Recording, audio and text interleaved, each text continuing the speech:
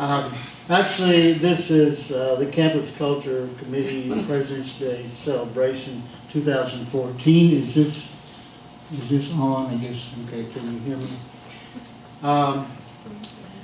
And what we do, by the way, President's Day is a collective celebration of the birthdays of two presidents, one being Abraham Lincoln, the other George Washington. And everything is celebrated these days on a Monday, so we really don't know when their birthdays were. I am going to assume that somebody in this place knows when the president of Abraham Lincoln's birthday was. Anybody? February 22nd. You know, once again, you have missed it. You know, but anybody that's related to James Buchanan can understand. So, actually, George Washington's birthday was February 22nd. If somebody will reach back there and get the candy and give Mr. Aiken a piece of candy. But I missed it. We're getting the wrong one. That's about as close as we're going to get. Abraham Lincoln, 19th. January 16th. So there is no one. February 16th. Wow. 14th. That was Valentine's Day, by the way. February the 12th. So, oh, did you? Evidently, you weren't very loud, or you're not telling the truth. Okay. We do welcome you. We wish there was a better crowd, but that's okay. And we celebrate the institution of the presidency and the birthdays of Abraham Lincoln and George Washington. And to begin, Kim McCoy will come and do a prayer.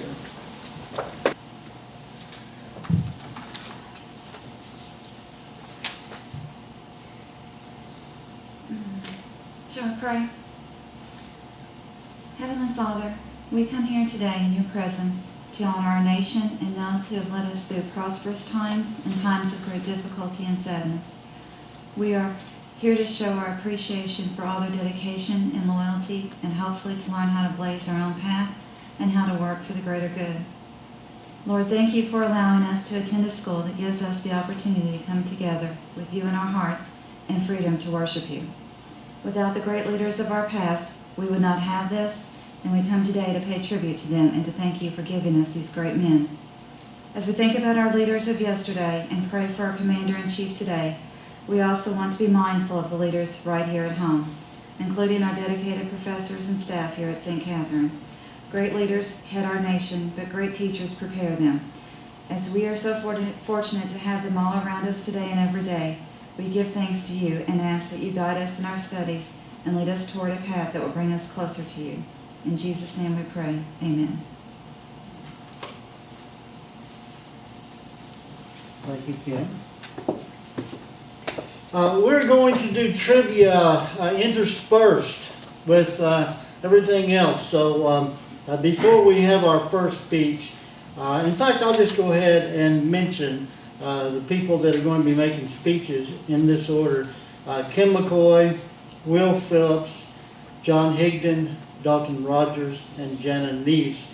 And they will introduce their speech and give us all inspiration from them. We also are going to do trivia, and this is a real good chance for you to win some candy. We are going to do that two at a time, kind of interspersed within the speeches. So, John, if you'll come up and give your two trivia. First question I have is, who was the only president to serve but not be elected as president or vice president? Andrew Johnson. Incorrect. Anybody?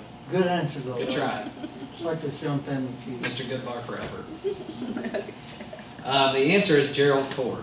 In 1973, then President Richard Nixon appointed Ford vice president after Spiro Agnew resigned And then when Nixon resigned on August 9th, 1974, Ford became president. And my second question is, Taft was the first president to throw out the ceremonial first pitch at a baseball game, but who was the first president to actually attend a baseball game?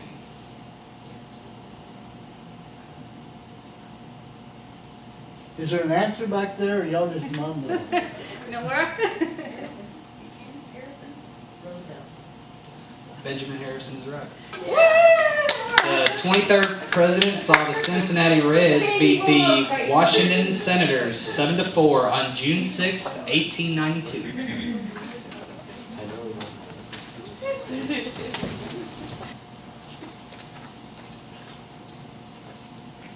I am doing President George W. Bush and the address to the nation on September 11th, 2001.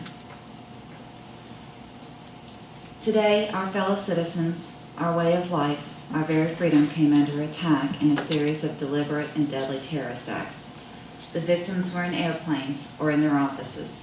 Secretaries, businessmen and women, military, and federal workers, moms, dads, friends, and neighbors. Thousands of lives were suddenly ended by evil, despicable acts of terror. The pictures of airplanes flying into buildings, fires burning, huge structures collapsing, have filled us with disbelief, terrible sadness, and a quiet, unyielding anger. These acts of mass murder were intended to frighten our nation into chaos and retreat. But they have failed. Our country is strong. A great people has been moved to defend a great nation. Terrorist attacks can shake the foundations of our biggest buildings, but they cannot touch the foundation of America. These acts shattered steel, but they cannot dent the steel of American resolve. America was targeted for attack because we are the brightest beacon for freedom and opportunity in the world. And no one will keep that light from shining. Today our nation saw evil, the very worst of humankind. And we responded with the best of America, with the daring of our rescue workers, with the caring for strangers and neighbors who came to give blood and help in any way that they could. Immediately following the first attack, I implemented our government's emergency response plans. Our military is powerful and it is prepared. Our emergency teams are working in New York City and in Washington, D.C. to help with the local rescue efforts. Our first priority is to help get those who have been injured and to take every precaution to protect our citizens at home and around the world from further attacks. The function of our government continue without interruption. Federal agencies in Washington, which had to be evacuated today, are reopening for essential personnel tonight and will be open for business tomorrow. Our financial institution remains strong, and the American economy will be open for business as well. The search is underway for those who are behind these evil acts. I've directed the full resources of our intelligence and law enforcement communities to find those responsible and to bring them to justice. We will make no distinction between the terrorists who committed these acts and those who harbor them. I appreciate so very much the members of Congress who have joined me in strongly condemning these attacks, and on behalf of the American people, I thank the many world leaders who have called to offer their condolences and assistance. America and our friends and allies join with all those who want peace and security in the world, and we stand together to win the war against terrorism. Tonight, I ask for your prayers for those who grieve, for the children whose worlds have been shattered, for all whose sense of safety and security has been threatened, and I pray that we will be comforted by a power greater than any of us. Spoken through the ages of Psalms 23, even though I walk through the valley of the shadow of death, I fear no evil, for you are with me. This is a day when all America, from every walk of life, unite in our resolve for justice and peace. America has stood down enemies before, and we will do so again. None of us will ever forget this day. Yet we go forward to defend freedom and all that is good and just in our world. Thank you, and God bless America.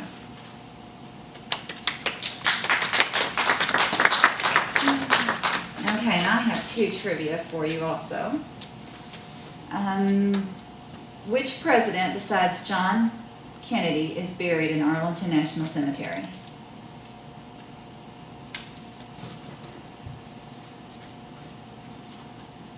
There's 2. John Kennedy and... Lucy says Green. No, but that would be a good guess. Hayes. No, Jackson. no. Cleveland. Bathtub. Chapman. Very good. I had to give him my hand. Or a mental picture for his time up here. Okay, let's see. The first president to appear on television. Excuse me. This is an easy one, guys. FDR.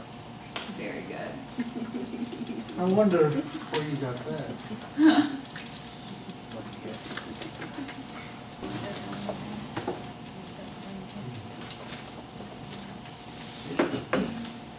Hi, I'm Will Phillips, and I am doing Ronald Reagan's speech at the Berlin Wall. 24 years ago, President John F. Kennedy visited Berlin, speaking to the people of this city and the world at the City Hall. Well, since then, 2 other presidents have come, each in his turn, to Berlin. And today, I myself made my second visit to your city. We come to Berlin, we American presidents, because it's our duty to speak in this place of freedom. But I must confess, we're drawn here by other things as well. By the feeling of history in this city, more than 500 years older than our own nation. By the beauty of the Grunwald and the Tiergarten. Most of all, by your courage and determination. Perhaps the composer Paul Linke understood something about American presidents. You see, like so many presidents before me, I come here today because wherever I go and whatever I do, ich habe noch einen Koffer in Berlin. To those listening throughout Eastern Europe, a special word. Although I cannot be with you, I address my remarks to you just as surely as to those standing here before me. For I join you as I join your fellow countrymen in the West in this firm, this unalterable belief. There is only one Berlin.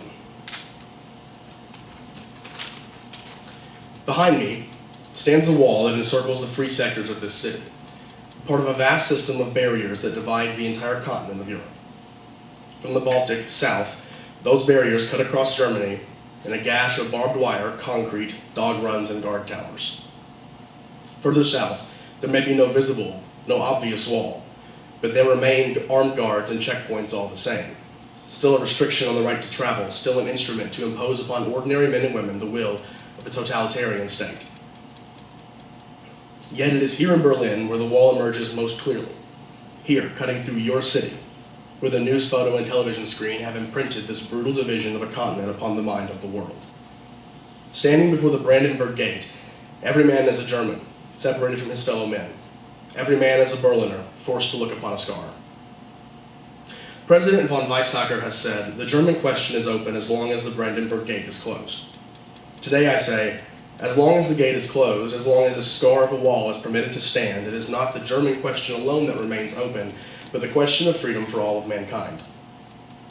Yet I did not come here to lament, for I find in Berlin a message of hope. Even in the shadow of this wall, a message of triumph. Where 4 decades ago there was rubble, today in West Berlin there is the greatest industrial output of any city in Germany.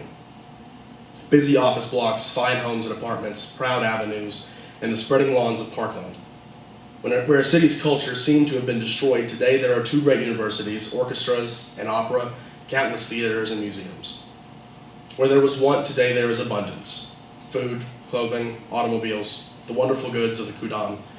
From devastation, from utter ruin, you Berliners have, in freedom, rebuilt a city that once again ranks as one of the greatest on earth. The Soviets may have had other plans, but my friends, there were a few things that the Soviets did not count on.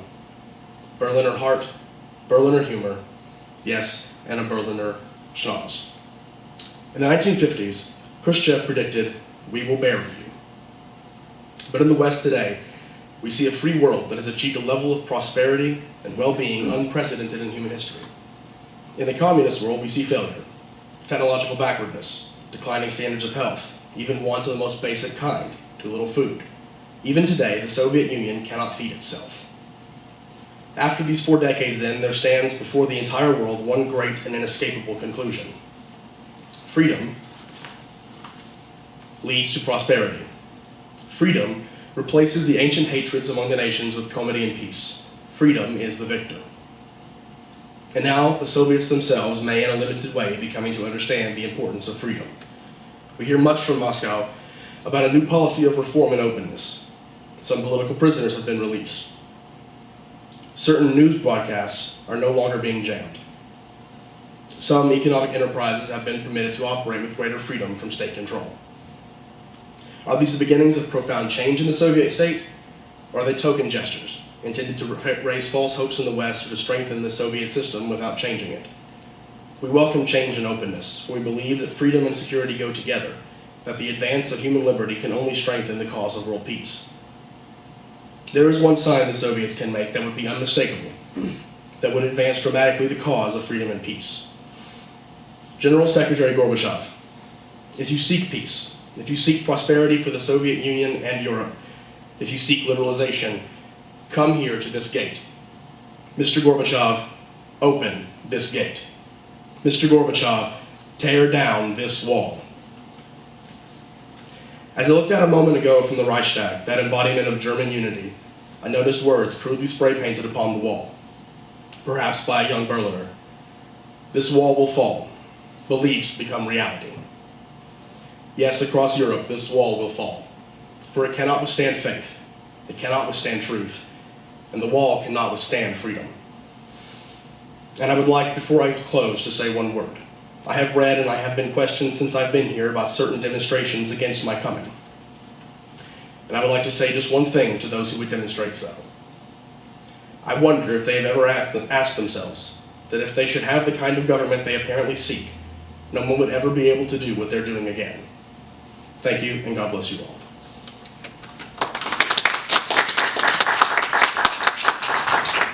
All right, I also have trivia. First one.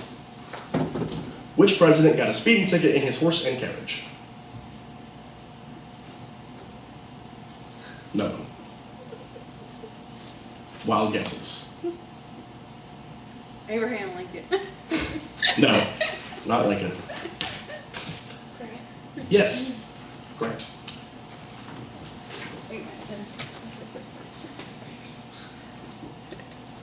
All right.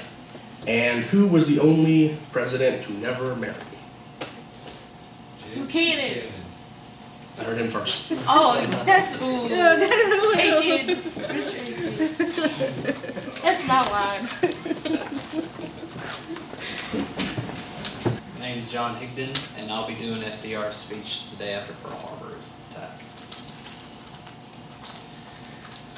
Mr. Vice President, Mr. Speaker, members of the Senate and House of Representatives, yesterday, December 7th, 1941, a date which will live in infamy, the United States of America was suddenly and deliberately attacked by naval and air forces of the Empire of Japan. The United States was at peace with that nation and, at the solicitation of Japan, was still in conversation with its government and its emperor looking toward the maintenance of peace in the Pacific. Indeed, 1 hour after Japanese air squadrons had commenced bombing in the American island of Oahu, the Japanese ambassador to the United States and his colleague delivered to our Secretary of State a formal reply to a recent American message. And while this reply stated that it seemed useless to continue the existing diplomatic negotiations, it contained no threat or hint of war or of armed attack. It will be recorded that the distance of Hawaii from Japan makes it obvious that the attack was deliberately planned for many days, or even weeks ago. During the intervening time, the Japanese government has deliberately sought to deceive the United States by false statements and expressions of hope for continued peace. The attack yesterday on the Hawaiian Islands has caused severe damage to American naval and military forces. I regret to tell you that very many American lives have been lost. In addition, American ships have been reported as torpedoed on the high seas between San Francisco and Honolulu. Yesterday, the Japanese government also launched an attack against Malaya. Last night, Japanese forces attacked Hong Kong. Last night, Japanese forces attacked Guam. Last night, Japanese forces attacked the Philippine Islands. Last night, the Japanese attacked Wake Island. And this morning, the Japanese attacked Midway Island. Japan has therefore undertaken a surprise offensive extending throughout the Pacific area. The facts of yesterday and today speak for themselves.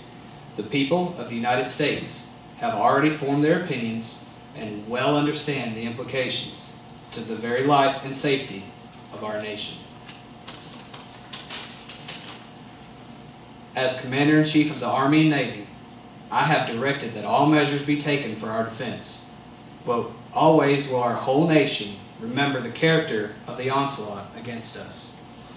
No matter how long it may take us to overcome this premeditated invasion, the American people, in their righteous might, will win through to absolute victory. I believe that I interpret the will of the Congress and of the people when I assert that we will not only defend ourselves to the uttermost, but will make it very certain that this form of treachery shall never again endanger us. Hostilities exist. There is no blinking at the fact that our people, our territory, and our interests are in grave danger. With confidence in our armed forces, with the unbounding determination of our people, we will gain the inevitable triumph, so help us God. I ask that Congress declare that since the unprovoked and dastardly attack by Japan on Sunday, December 7th, 1941, a state of war has existed between the United States and the Japanese Empire.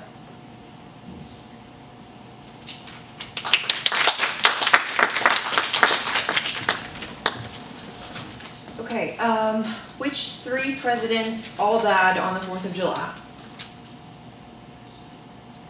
Thomas Jefferson.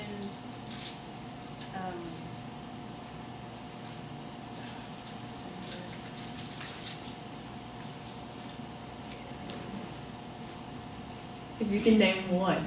John Quincy Adams. Yes. John Adams. John Adams. The third is James Monroe. Okay, and there are 8 presidents who were left-handed. Again, if you can name any of them, we will give you candy. Left-handed. 8 presidents who were left-handed. Kennedy. Barack Obama. Hang on. Barack Obama, yes. Neither of the other two. Dark chocolate. George Washington. No. Kennedy. Who? Reagan. No. No. Kennedy. No. Nixon. Ford. Oh, Gerald Ford is, sorry. Clinton. Clinton. Bill Clinton is, yes. Roosevelt. No. No. Neither of them? Shall I just tell them? Yes. Yes. James Garfield, Herbert Hoover, Harry Truman, Gerald Ford, Ronald Reagan, George H.W. Bush, Bill Clinton, and Barack Obama. And this time next year, we'll ask you the question again. And no one will remember.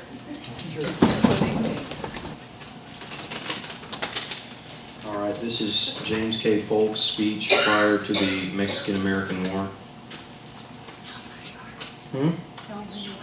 Oh, I'm Dalton Rogers. The existing state of relations between the United States and Mexico renders it proper that I should bring the subject to the consideration of Congress.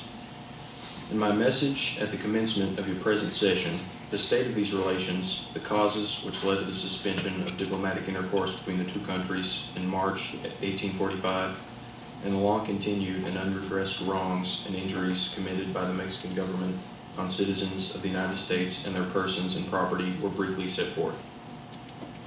As the facts and opinions which were then laid before you were carefully considered, I cannot better express my present convictions of the condition of affairs up to that time than by referring you to that communication. The strong desire to establish peace with Mexico on liberal and honorable terms, and the readiness of this government to regulate and adjust our boundary and other causes of difference with that power on such fair and equitable principles as would lead to permanent relations of the most friendly nature, induced me in September last to seek the reopening of diplomatic relations between the two nations. Every measure adopted on our part had for its object the furtherance of these desired results. In communicating to Congress a succinct statement of the injuries which we had suffered from Mexico, and which had been accumulating during a period of more than 20 years, every expression that could tend to inflame the people of Mexico or defeat or delay a pacific result was carefully avoided. An ambassador of the United States repaired to Mexico with full power to adjust every existing difference, but though present on Mexican soil by agreement between the two governments, invested with full powers and bearing evidence of the most friendly dispositions, his mission has been unavailing. The Mexican government not only refused to receive him or listen to his propositions, but after a long continued series of menaces have at last invaded our territory and shed the blood of our fellow citizens on our own soil. The grievous wrongs perpetrated by Mexico upon our citizens throughout a long period of years remain unredressed, and solemn treaties pledging her public faith for this redress have been disregarded. The government, either unable or unwilling to enforce the execution of such treaties, fails to perform one of its plainest duties. Our commerce with Mexico has been almost annihilated. It was formerly highly beneficial to both countries, but our merchants have been deterred from prosecuting it by the system of outrage and extortion which the Mexican authorities have pursued against them, while their appeals to their own government for indemnity have been made in vain. Our forbearance has gone to such an extreme as to be mistaken in its character. Had we acted with vigor in repelling the insults and redressing the injuries inflicted by Mexico at the commencement, we should doubtless have escaped all the difficulties in which we are now involved. Instead of this, we have been exerting our best efforts to advance her goodwill. Upon the pretext that Texas, a nation as independent as herself, thought proper to unite its destinies with our own, she is affected to believe that we have severed her rightful territory, and in official proclamations and manifestos has repeatedly threatened to make war upon us for the purpose of reconquering Texas. In the meantime, we have tried every effort at reconciliation. The cup of forbearance had been exhausted even before the recent information from the frontier of the Del Norte. But now, after reiterated menaces, Mexico has passed the boundary of the United States, has invaded our territory, and shed American blood upon American soil. She has proclaimed that hostilities have commenced and that the two nations are now at war. As war exists, and notwithstanding all our efforts to avoid it, exists by the act of Mexico herself, we are called upon by every consideration of duty and patriotism to vindicate with decision the honor, the rights, and the interests of our country. In further vindication of our rights and defense of our territory, I invoke the prompt action of Congress to recognize the existence of the war and to place at the disposition of the executive the means of prosecuting the war with vigor and thus hastening the restoration of peace. To this end, I recommend that authority should be given to call into the public service a large body of volunteers to serve for not less than 6 or 12 months unless sooner discharged. A volunteer force is beyond question more efficient than any other description of citizen soldiers, and it is not to be doubted that a number far beyond that required would readily rush to the field upon the call of their country. I further recommend that a liberal provision be made for sustaining our entire military force and furnishing it with supplies and munitions of war. The most energetic and prompt measures in the immediate appearance in arms or a large and overpowering force are recommended to Congress as the most certain and efficient means of bringing the existing collision with Mexico to a speedy and successful termination. In making these recommendations, I deem it proper to declare that it is my anxious desire not only to terminate hostilities speedily, but to bring all matters in dispute between this government and Mexico to an early and amicable adjustment. And in this view, I shall be prepared to renew negotiations whenever Mexico shall be ready to receive propositions or to propositions of her own.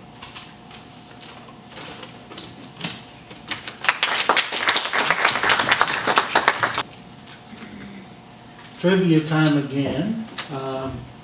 Who is the only president that's buried in Louisville? Who? No. He was born in Kentucky, but he wasn't buried here, as far as I know. Zachary Taylor. Yeah. Yay, Zachary Taylor, you know. Help watching KT. Who was the shortest president? James Madison. 5'4". He was 120 pounds. 5'4" and probably 120, although I've seen estimates down to 90, so I'm not very sure about that.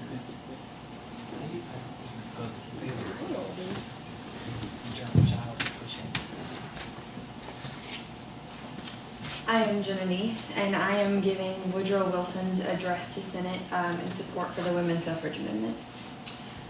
Gentlemen of the Senate, the unusual circumstances of a world war in which we stand, I hope, justify in your thought, as it does in mine, the message I have come to bring you.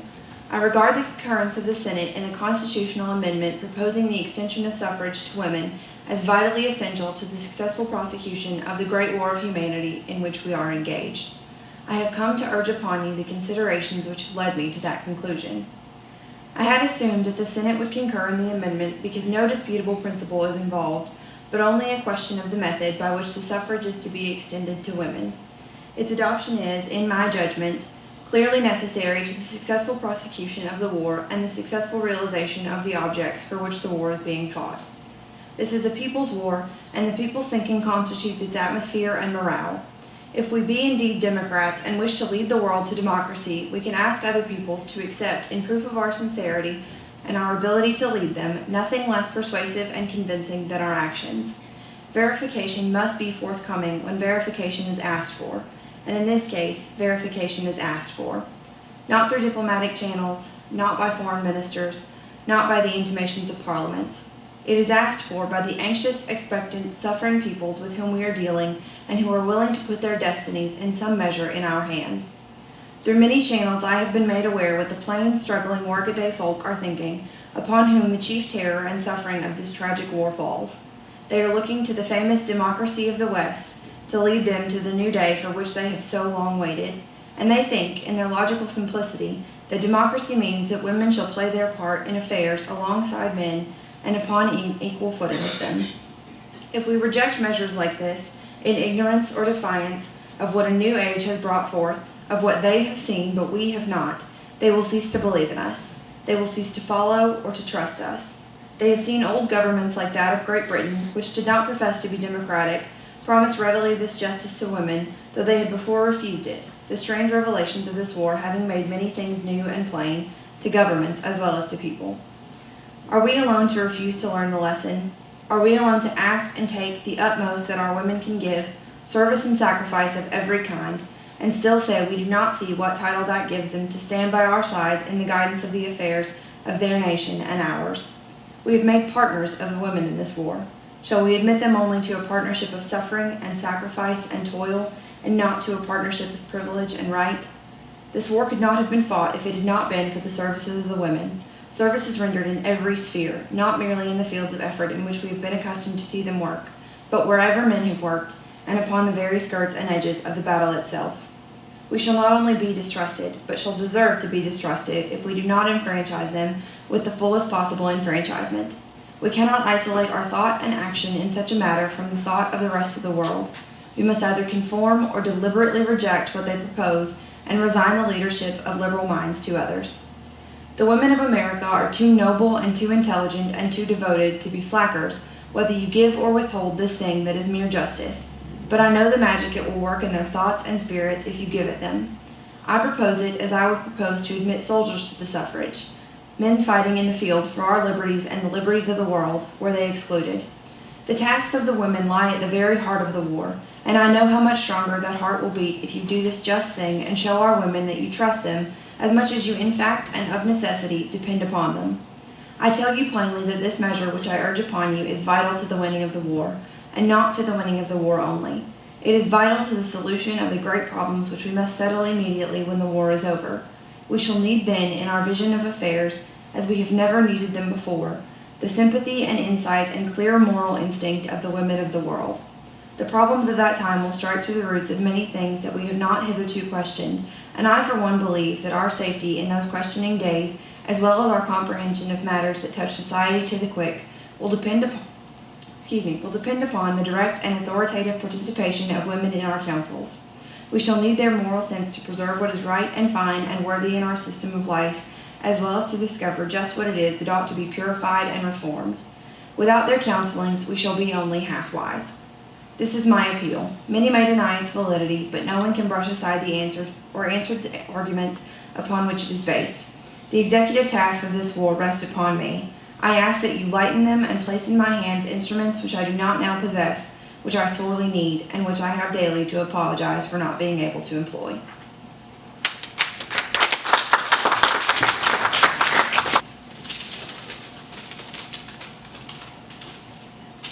All right, this one is a gimme. What president insisted that Vaseline be rubbed on his forehead every morning? Any guesses? Dr. Wallace. Well, yes, but he wasn't a president. You gotta do anything for that one. That was not right. I didn't get a chance It was not Nixon. Good guess, though. Calvin It Coolidge. was Coolidge. Wow. We wanted to keep cool. That was Coolidge. And what president went by the Secret Service code name Rawhide? Reagan. Reagan, yes. Reagan.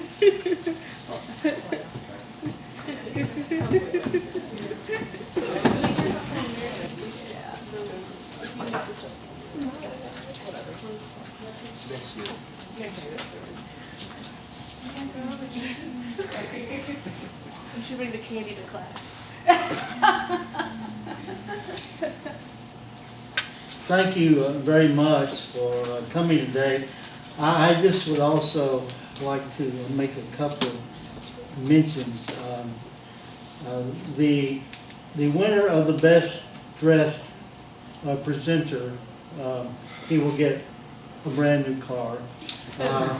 Will of course be Dalton Rogers.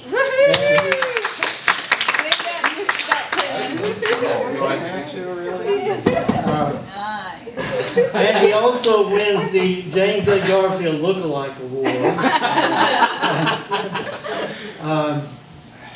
And I want to thank the speakers today. They've worked reasonably hard on this. I would say really hard, but we did practice these in class. These are members of my 50s class. This is almost the entire 50s class. And they are remarkable people. There are several definitions of remarkable ones. And they're very creative, they're very intelligent. They're also very maddening, and at times, I want to put them in time out or the equivalent, but they are really to be appreciated, and although we don't have many, we should give them a hand. And I want to thank the members of the Culture Committee that are here, Yvonne and Nora. Are you a member of the Culture Committee? Since I haven't been to a meeting in 2 years, I don't really know. But you might stand up, please. Or are you already standing? They're already standing.